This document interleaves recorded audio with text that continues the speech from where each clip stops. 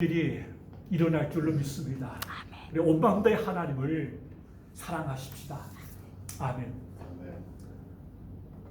여러분, 사람이 변할까요? 어떻습니까? 사람이 변한다고 생각하십니까? 우리는 흔히 사람은 안 바뀐다고 말합니다.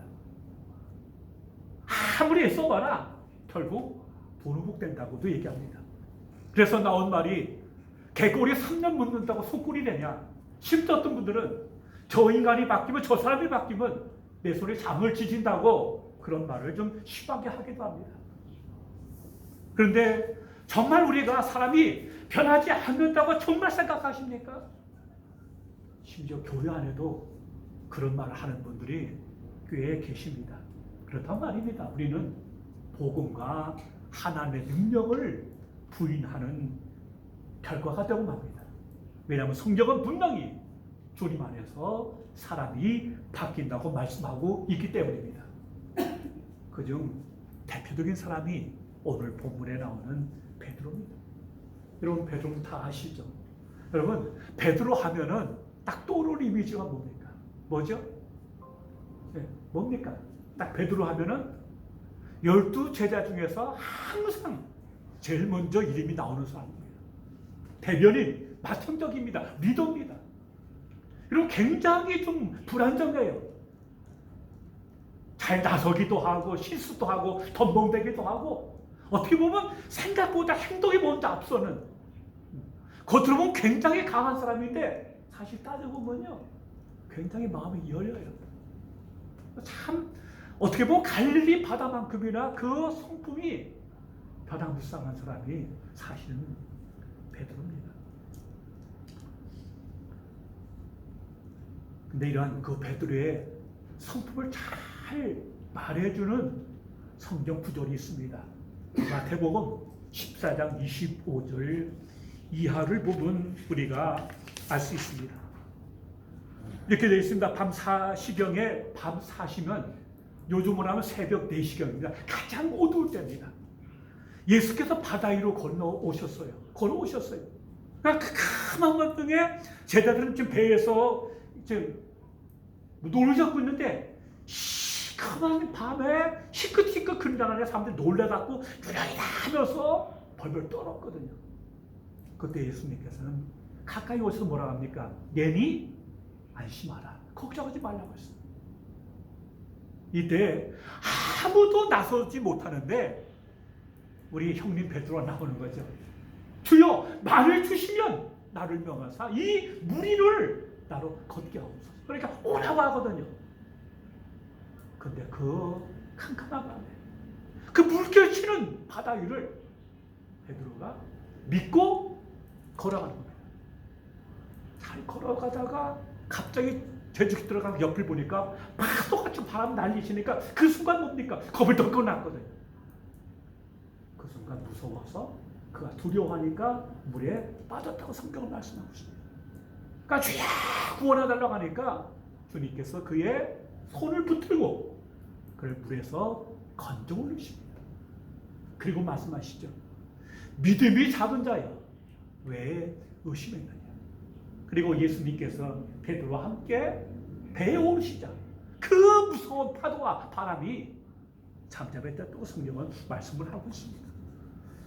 자, 여기 보면 말입니다. 결국 베드로는 믿음이 없는 사람은 아니었어요. 믿음이 없으면 감히 그 밤중에 나로 하여금 물 위를 걷게 해달라고 요청할 리가 없습니다. 믿음이 있었어요. 근데 한참 잘 가다가 그만 옆을 보고 바람을 보니까 그 순간에 무서워서 빠져들어간 거죠. 결국 믿음을 가지고 예수께로 말씀 붙들고 갔지만은 끝까지 주님을 주시하지 못하고 바라보지 못한 것이 그 악물에 빠지는 같은 일을 겪게 된 것입니다. 주님은 그에게 믿음이 작은 자라고 하심을 통해서 그의 믿음을 그래도 인정하시고 그를 이끌어 주시는 것을 볼 수가 있습니다. 그런 믿음이 있었지만은 계속적으로 주님을 바라보는 데는 이 시간 실패했던 것을 우리가 알 수 있습니다. 베드로는 참으로 참 인간적인, 너무나 인간적인 사람입니다. 실수도 잘하고요, 실험도 잘합니다. 나서기도 잘해요. 아주 용감합니다. 때로는 무모해 보이기도 합니다. 때로 맹목적입니다. 그런 그 베드로의 모습을 또 잘 보여주고 있는 본문이 마태복음 16장 말씀입니다. 예수께서 제자들한테 물으십니다. 사람들이 나를 누구라 하느냐? 그때 이렇게 저렇게 대답을 하거든요. 그러니까 다시 주님께서 제자들을 보시며 말씀하십니다. 너희들은 나를 누구라고 하느냐? 그때 베드로가 참 유명한 신앙 고백을 하고 있는 거죠. 주는 그리스도시요 살아계신 하나님의 아들이시니다. 이 말씀을 들은 예수께서 참 마음에 흡족하셨어요. 그래서 뭐라고 하십니까? 바요나 시몬아, 내가 복이 있도다. 이를 내게 알게 하면은 혈육이 아니요 하늘에 계신 내 아버지시다. 내가 내게 이르노니 너는 베드로라. 내가 이 반석 위에 내 교회를 세우리니 음부의 권세가 이기지 못한다고 말씀을 하셨습니다. 주님께서는 베드로의 그 신앙의 고백을 아주 귀하게 여기셨어요. 그리고 칭찬하셨습니다. 그리고 너희 말이 맞다고 그렇게 선포해 주시고 인정해 주셨습니다. 그때부터 주님은 비로소 그날 꼭 마음에 품으시고 말씀하지 않았던 이제 때가 되면 내가 예루살렘에 올라가서 장로들과 대제사장들과 서기관들에서 괴로움을 받을 것이고 내가 죽임을 당하고 사흘 만에 살아나실 것에 대해서 말씀을 하셨습니다. 이때 또 베드로가 그냥 있지 못합니다. 또 나섭니다. 그가 뭐라고 말합니까? 주여 그리 마옵소서. 일이 결코 죽게 미치지 아니하리라. 우리말에는 예수께 가나여 가로다고 되어 있지만요, 헬라어 원문의 양은 베드로가 예수님을 책망하는 걸로 나와 있습니다. 아니 주님 무슨 말씀을 하십니까? 말도 안 되는 소리 하지 말라고. 그러면서 예수님을 베드로가 붙들고 책망하는 좀 과격한 면면에서 보여주고 있습니다. 그자 예수님께서 뭐라고 합니까? 사단아 내 뒤로 물러가라. 내가 하나님의 일을 생각지 않고 사람의 일을 생각하는 도더라고 아주 심하게 책망을 하셨습니다. 아직까지 베드로는 예수께서 왜 고난을 당해야 하는지, 그 십자가 의미가 뭔지 아직 거기까지 생각하기에는 그의 믿음이 미치지 못했습니다. 그보다는 자신의 예수님을 향한 마음, 자기의 감정을 먼저 앞서다 보니까 하나님의 뜻이 무엇인지에 대해서 물 만한 같은 신앙의 자리에 나아가지 못하게 된 것이죠. 성경에 보면은 베드로는 아주 현저한 자충우돌한 모습을 많이 보여주고 있는데 그 중에서 가장 결정적인 사건이 무엇입니까? 드디어 때가 돼서 예수님께서 예루살렘에 올라가십니다. 그리고 결정적인 그 시간에 와서 결국 예수님은 장로들과 대제사장들에 의해서 붙들려서 가야바의 집으로 끌려가게 되죠. 신문당하고 있습니다. 바로 그 밤에 베드로는 평생에 잊지 못할 엄청난 사건을 겪죠. 무슨 을 경합니까? 자기가 평생은 남들 다 버려도 나는 죽는 때까지 주님을 따라가겠다고 호언장담을 했는데 그게 진실이었어요. 진실이었어요. 그러나 그 살벌한 포리스에서 너 예수 제자지?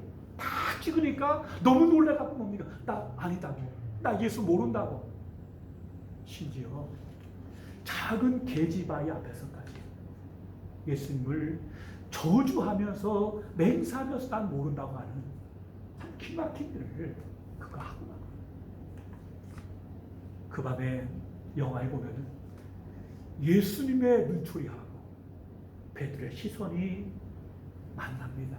교차가 됩니다. 근데 그 시선을 도무지 감당 못해서 그냥 머리를 싸매고 나가서 그 밤에 아주 통곡하는 베드로의 모습을 보여주고 있습니다. 얼마나 민망하고 얼마나 자신이 부끄럽고 얼마나 자신이 괴로웠을 거야. 실망스러웠을 거야. 그리고 나서 예수님은 부활하시죠. 예수님 부활하셔서 참 만나고 또 이렇게 참 반갑긴 하지만은 예수님을 볼 때마다 가슴에 무언가 큰 돌이 얹힌 것 같아요. 내가 예수님을 부인했는데, 내가 예수님을 토주했는데, 이런 내가 어떻게 예수님을 만날 수 있겠느냐. 예수님 얼굴 만나는 것이 반가운 것도 있지만 더 큰 부담으로 자책으로다가 그 영혼을 짓누르게 됐던 겁니다. 결국 베드로는 그걸 견디지 못하고, 다 제자도 같은 마음 아니겠습니까? 다 도망가지 않았습니까? 제자조가 다시 3년 전 자기가 떠났던 갈릴리 바다로 돌아가게 됐습니다. 이래갖고 우리가 무슨 제자냐? 결국 다들 3년 전으로다가 시계바늘 되돌리고 말았습니다. 요한복음 21장에 보면은 그러한 제자들이 밤새껏 고기 잡는 갈릴리 바닷가로 다시 예수님께서 찾아오십니다. 누굴 찾아오신 겁니까? 결국은 그 중에서 한 사람, 정말 베드로 찾아오신 게 아닙니까? 그러나 베드로가 무슨 말을 하겠습니까? 할 말이 없어요. 예수께서는 밤새껏 고기 잡느라고 고생한 그들에게 먹을 걸 챙겨주시고, 그리고 말씀을 하십니다. 특별히 요한복음 21장 15절에 의해서 예수님과 베드로의 이야기를 길게 수록을 하고 있습니다. 묻죠. 바요나 시몬아, 네가 이 사람들보다 나를 더 사랑하느냐? 예, 제가 주를 사랑하는 거 주께서 아십니다. 무슨 말입니까? 내가 비록 못나서, 내가 미쳐서 제가 주님을 부인하고 또 부인했지만, 그러나 주님, 나 진정 주님 사랑합니다. 주님 사랑합니다. 그때 말씀하시죠. 내 어린 양을 먹이라. 같은 질문을 3번 반복하십니다. 네가 이 사람들보다 나를 더 사랑하느냐? 예, 그렇습니다. 내 양을 치라. 네가 나를 사랑하느냐? 예, 주께서 아시지 않습니까? 그때 내 양을 먹이라.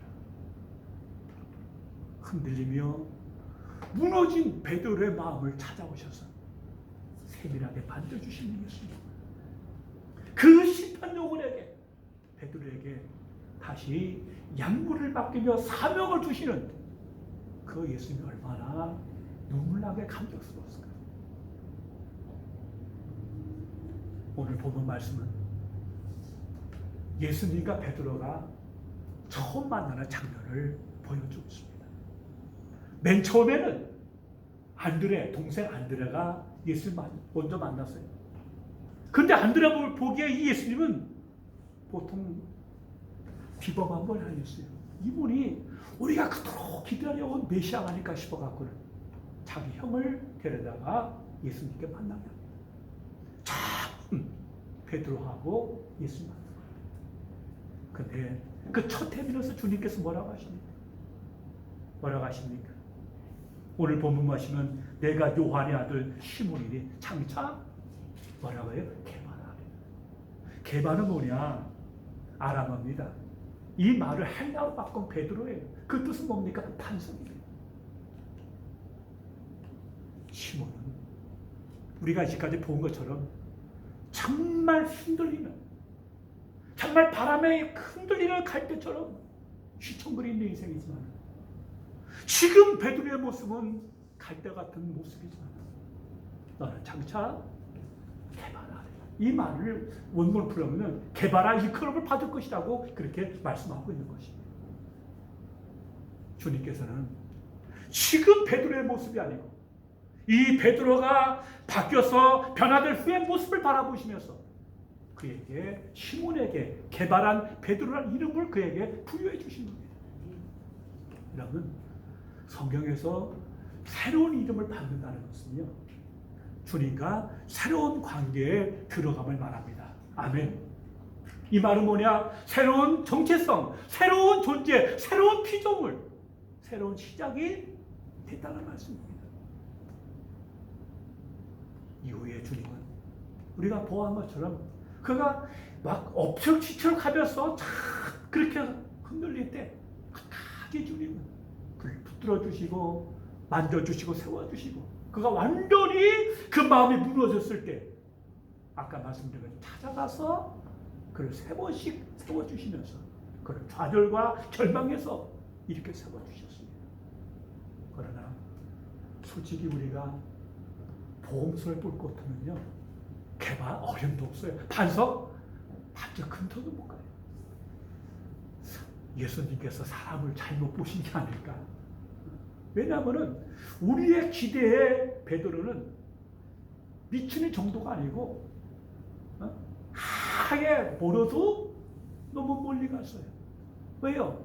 예수님을 자신 수제자라 하는 사람이 예수님을 세 번이나 저주하고 맹세하고 분양하는 것은 가도 넘어갔어요. 아예 선을 넘어버린 겁니다. 예수님이 실수하신 것 같아요. 잘못 택하신 것 같아요. 그러나 베드로 이야기는 이것으로 끝이 아닙니다. 우리가 복음서에서 만나는 베드로하고 사도행전에서 만나는 베드로는요, 너무 달라요. 이게 한 사람일까 싶어요. 너무 달라요. 사도행전 2장에서 오순절 마가다락방에서 성령의 충만함을 입은 그는 초대교회에 명실상부한 기독이 됩니다. 그래서 새 시대에 열어가는데 참으로 귀하게 쓰임받은 하나님의 사람이 누구냐? 바로 베드로였습니다. 세 가지 크게 볼 수 있습니다. 첫째는 사도행전 2장입니다. 막 성령 역사를 하니까 방언이 터지면서 너무나 놀라운 역사를 사람들이 많이 모였어요. 불처럼 모였어요. 그때 우뚝 일어나서 이 모든 현상이 요엘 선지자의 예언된 그 사건이 지금 너희 가운데 임했다고 하면서 그 사건의 의미를 예수 그리스도의 십자가와 부활로 이끌어내는 그의 설교는 말입니다. 얼마나 능력이 있고 권세가 있었는지, 그날의 그 설교 들은 사람 중에서 3,000명이 죽게 돌아오는 엄청난 사건이 되었습니다. 그리고 사도행전 8장에 보면 복음이 예루살렘에서 시작했는데 유다까지는 갔는데 사마리아를 제대로 넘어가지 못해요. 이때 빌립보사가 사마리아에서 복음을 전할 때 거기 가서 그걸 확증하고 그들에게 복음 사건에 복음 전쟁에 큰 역사를 이룬 사람, 물건 같은 사람, 이게 누구냐? 바로 베드로입니다. 더구나 사도행전 13장에 볼 것 같으면 유명한 로마 백부장 고넬료를 베드로가 찾아가요. 고넬료는 이방인 아닙니까? 그가 베드로 역시 어떤 선민을 지게 떠나서 그 벽을 못 넘고 있는데 성령께서 강권적으로 그를 몰아서 결국 베드로 집에 가지 않습니까? 그들에게 복음을 전합니다. 그 가운데 성령이 임하시고, 그래서 드디어 이방 세계에 대한 복음의 물꼬가 터지는 위대한 사건을 이룬 사람이 누구냐? 바로 베드로입니다. 사도행전 1장 8절을 볼 것 같으면 성령이 너에게 임하시면 너희가 권능을 받고 예루살렘과 유다와 사마리아와 땅끝까지 내 증인이다라고 하셨는데, 제자들 전부가 유대인 아닙니까? 그들도 잘못된 선민의식에 붙들려서 그 고정관념 때문에 그 벽을 넘어가지 못해서 복음이 막혔는데, 물꼬가 트이지 않았는데 그 벽을 헐고 새로운 세계의 길을 연 사람, 다리를 놓은 사람, 이게 바로 베드로인 줄 믿습니다. 그리고 또 하나는요, 대제사장들과 장로들,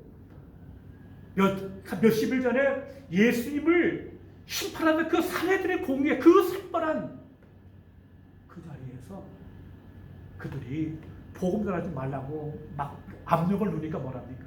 베드로가 뭐래요? 하나님 앞에서 너희 말 듣는 게 낫냐? 하나님 말씀 듣는 게 낫냐면서 담대히 우리 하나님 말씀 듣겠다고 선포한 거 보면요, 과거 그가 작은 계집아이 앞에서 주를 부인하다가 너무나 다른 모습을 보여주고 있습니다. 사도행전 12장 보면요, 그 그가 붙들려서 내일이면 사형을 당해야 돼요. 목이 날아갈 날이에요, 내일이면. 근데 여러분, 만약 내일 우리가 죽는다고 치면은 여러분 그 밤에 잠이 오겠어요? 근데 성경 보면요, 베드로가 얼마나 깊은 잠에 빠졌던지 그를 풀어주는 천사가 옆구리를 쳐갖고 베드로를 잠에서 깨워가지고 그를 밖으로 풀어내는 장면이 있습니다.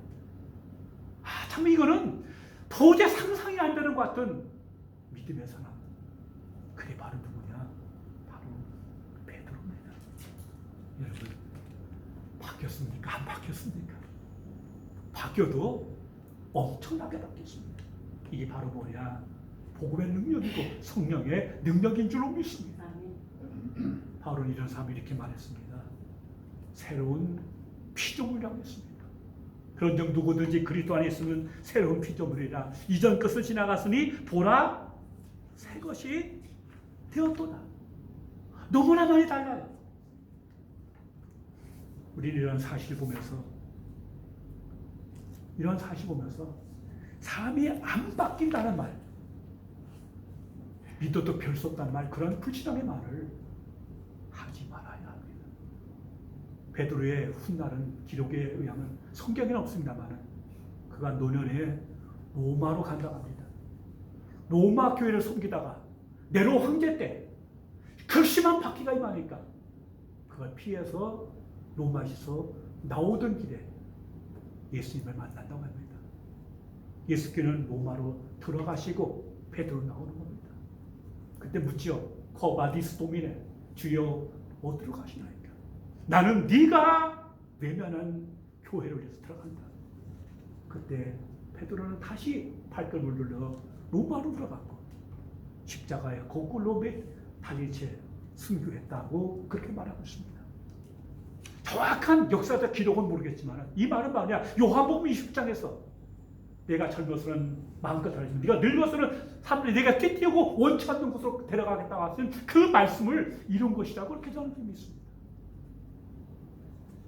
여러분, 베드로가 베드로전서 후서 2권의 책을 썼어요. 근데 베드로후서 마지막 절이 뭔지 아십니까? 3장 마지막 절. 오직 우리 주 구주 예수 그리스도의 은혜와 그를 아는 지식에서 자라가라. 영광이 이제와 영원한 날까지 그에게 있을지어다. 다시 말씀드립니다. 오직 우리 주 곧 구주 예수 그리스도의 은혜와 그를 아는 지식에서 성장하라는 거예요. 우리는 베드로의 짧은 일대기를 보면서 우리 스스로에게 질문을 던져야 합니다. 내가 예수 믿고 나서 오늘까지 얼마의 세월이 흘렀던 내 믿음은 성장했는가? 내 신앙 입장은 자랐는가? 내가 주를 아는 지식에서 자라나고 있는가? 그 은혜에서 자라나고 있는가를 물어야 할 것입니다. 그리고 우리 스스로가 영적으로 성장하는 것 같은 삶을 살아가야 될 줄로 믿습니다. 여러분, 어떻게 베드로가 이렇게 바뀌었습니까?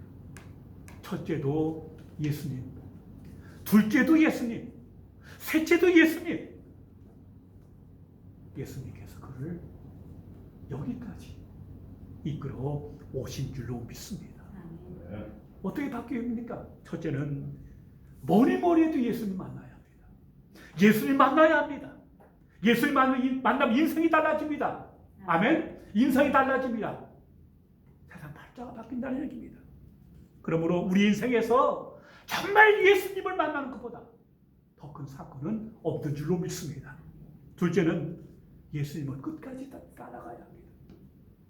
베드로처럼 스스로가 부끄러워서 도저히 예수님을 얼굴을 뵐 면목이 없어도 내가 부족해도 그럼에도 불구하고 예수님을 떠나지 않는 것이 중요합니다. 떠나지 않는 것이 중요합니다. 우리가 어떤 삶의 여건에서도 주님을 바라보는 그 시선이, 믿음의 시선이 거두어지지 않는다면 주를 아는 은혜에서 그 영광의 빛에서 자라가는 복된 역사가 함께 할 줄로 믿습니다.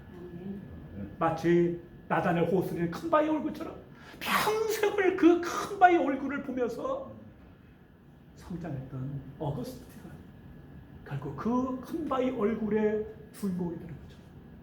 우리가 때로 실수할 때도 있고 실패할 때도 있고 부끄러울 때도 있고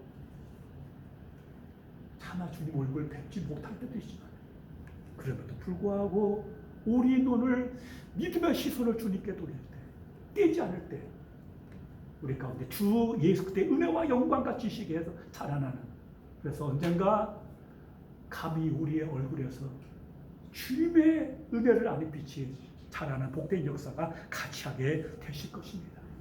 셋째는 끊임없이 성장하십시오.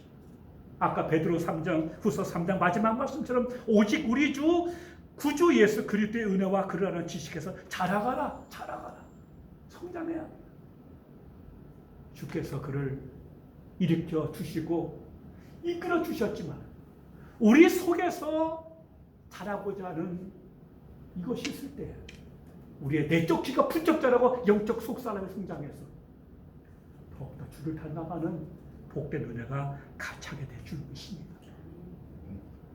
주님은 베드로를 보시고 장차 내가 게바가 되리라 말씀하셨습니다.